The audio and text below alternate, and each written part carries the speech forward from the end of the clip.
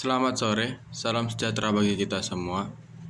Yang terhormat, Bapak Dr. Wirmi Eka Putra, SEMSI CIKNR CSRS, dan yang saya hormati seluruh teman-teman yang berbahagia. Puji syukur kita panjatkan kehadirat Tuhan Yang Maha Esa.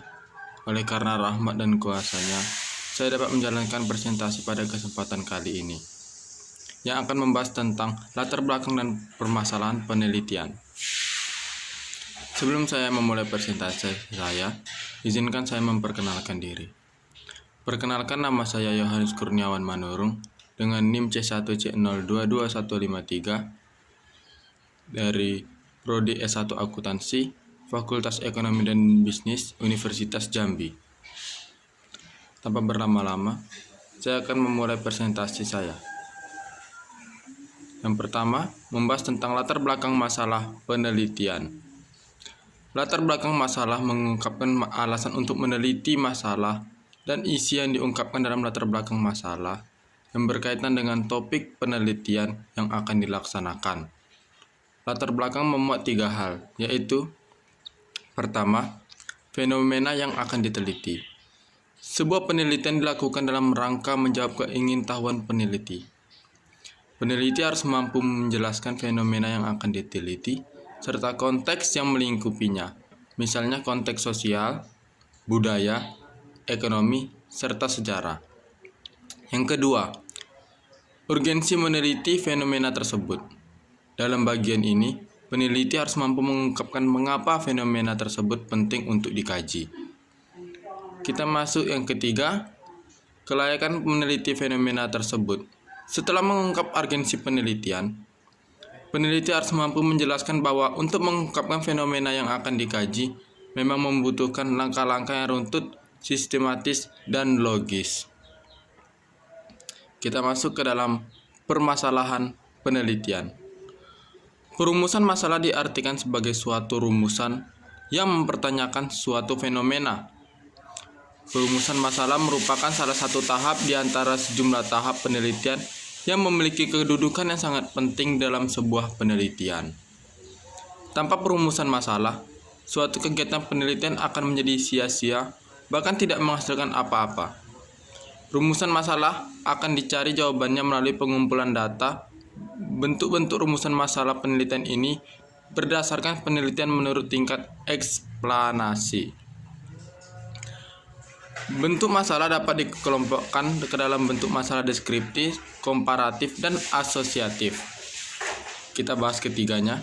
Kita bahas mulai dari rumusan masalah deskriptif, yaitu suatu rumusan masalah yang berkenaan dengan pertanyaan terhadap keberadaan variabel mandiri, baik hanya pada satu variabel maupun lebih dari satu variabel. Yang kedua, rumusan masalah komparatif adalah rumusan masalah penelitian yang membandingkan keberadaan satu variabel yang lebih pada 2 atau lebih sampel yang berbeda atau pada waktu yang berbeda. Yang ketiga, rumusan masalah asosiatif adalah rumusan masalah penelitian yang bersifat menanyakan hubungan antara 2 variabel atau lebih.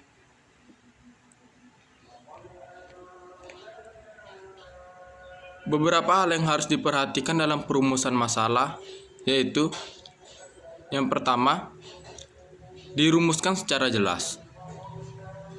Kemudian yang kedua, menggunakan kalimat tanya dengan mengajukan alternatif tindakan yang akan dilakukan. Yang ketiga, dapat diuji secara empiris.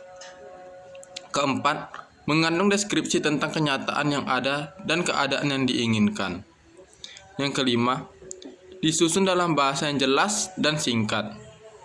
Yang keenam, harus jelas cangkupannya. Yang ketujuh, memungkinkan untuk dijawab dengan mempergunakan metode atau teknik tertentu. Baiklah, kita masuk ke dalam kesimpulan.